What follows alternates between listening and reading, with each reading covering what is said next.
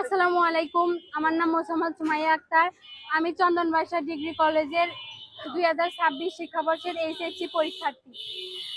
আজ আমার পরীক্ষা, কিন্তু আমার কলেজ থেকে আমি এখনো অ্যাডমিট পাইনি। প্রত্যেক কলেজে 15 জুন অ্যাডমিট, সকল কলেজে অ্যাডমিট দেওয়া শেষ, কিন্তু চন্দনবাসা ডিগ্রি কলেজে অ্যাডমিট আসছে পরীক্ষার 2 দিন আগে, মানে 29 তারিখে, 29 জুন পরীক্ষার 2 দিন আগে অ্যাডমিট আসছে কলেজে। অ্যাডমিট কেন পরীক্ষার 2 দিন আগে আসবে?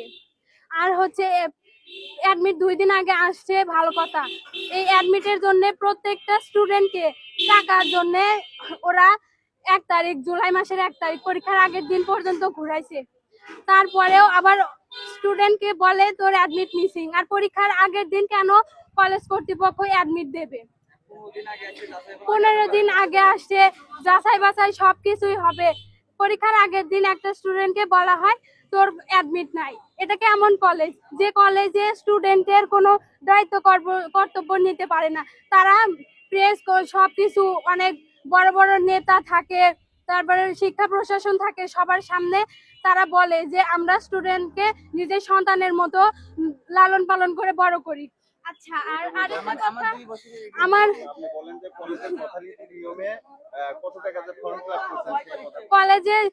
কলেজের নিয়মে, যথারীতি নিয়মে আমি 3500 টাকা দিয়ে ফর্ম ফিল আপ করছি।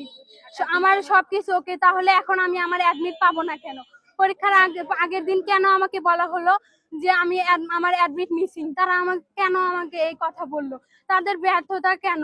তারা একটা স্টুডেন্টের কোনো দায়িত্ব নিতে পারে না। কলেজ একটা স্টুডেন্টের দায়িত্ব নিতে পারে না, তাহলে কেন ওই কলেজ চলছে এখনো? আমার কাছে, শিক্ষা প্রশাসনের কাছে আমার করজোড়ে অনুরোধ, তারা আমার যেন একটা সুষ্ঠু বিচার করে দেয়। আমার আজকে সবাই পরীক্ষা দিচ্ছে, আমি এখানে বোর্ডে আমি আসবো হাসি খুশি মন নিয়ে, কিন্তু আমার এখানে আসছে কান্না করতে, বিচার নিতে। আমি কেন আসবো? একটা স্টুডেন্টের কত স্বপ্ন থাকে এই পরীক্ষা নিয়ে, 12টি বছরের সাধনা, তিলে তিলে গড়ে তোলা স্বপ্ন, এই কলেজ আমার এক মুহূর্তে, এক নিমিষে সব শেষ করে দিছে। তারা আমাকে পরীক্ষার আগের দিন বিকাল 4টা পর্যন্ত আশ্বাস দিছে যে আমায় অ্যাডমিট দেবে, কিন্তু সন্ধ্যা 6টায় আমাকে ফোন দিয়ে বলে যে তোর অ্যাডমিট নাই। এটা কেমন কথা হলো? কর্তব্যহীন এরকম টিচার কলেজ তো আমরা চাইনি কখনো। একটা স্টুডেন্টের পরিবারের পরে থাকে তার শিক্ষা প্রতিষ্ঠান, কিন্তু এইরকম শিক্ষা প্রতিষ্ঠান কোন স্টুডেন্ট চায়, যেখানে তার ভবিষ্যৎ গড়ে ওঠার আগেই ভেঙে যায়?